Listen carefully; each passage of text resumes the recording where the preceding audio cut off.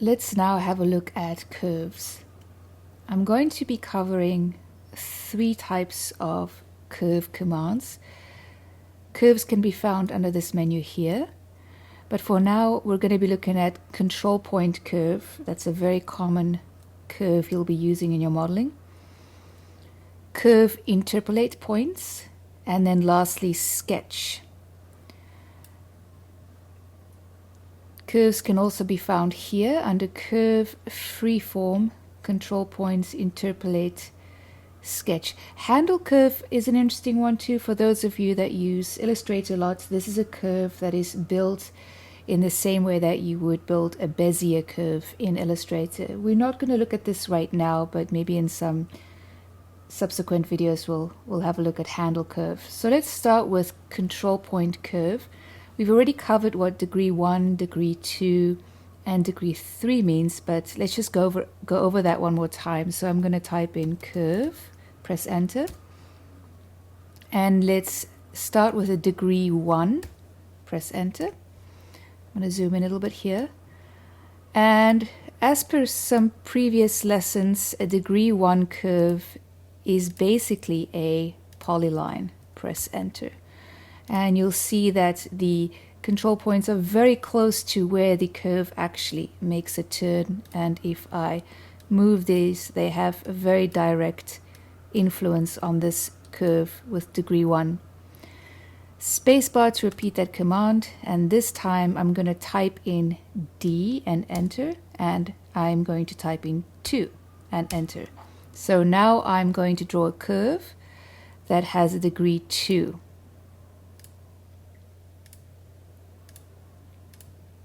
There we go. And when I select this curve, you'll see that the control point is a little further away from the curve, but I can still affect the curve by dragging these up and down. Okay, and then lastly, curve with degree 3 will look quite similar. So I will say D, enter, 3, enter, and you'll see that the control points are much further away from the bend here in the curve, but you can still affect the curve. Curve interpolate points is slightly different from control point curve. The best way to illustrate that is to draw some points. So I'm going to type in points. I'm going to switch off my grid snap. So let's just draw a few points here in the viewport, press enter. So let's first just draw a control point curve, and I'm going to use my point snap and snap to these points.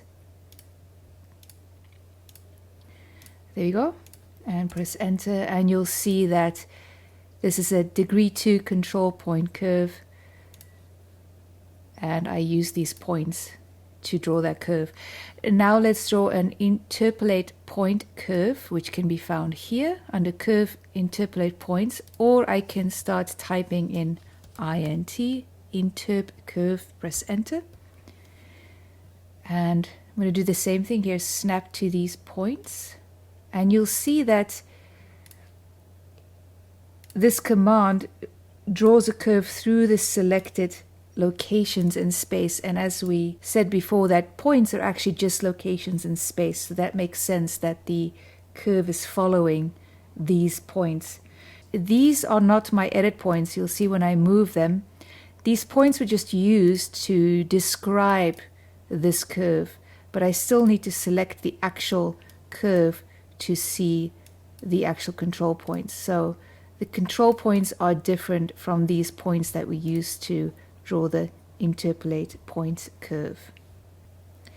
Sketch is actually a curve command that I know a lot of architects or engineers would never use, but I know that a lot of you use Wacom tablets, and I found Sketch to be quite handy when I'm tracing an image.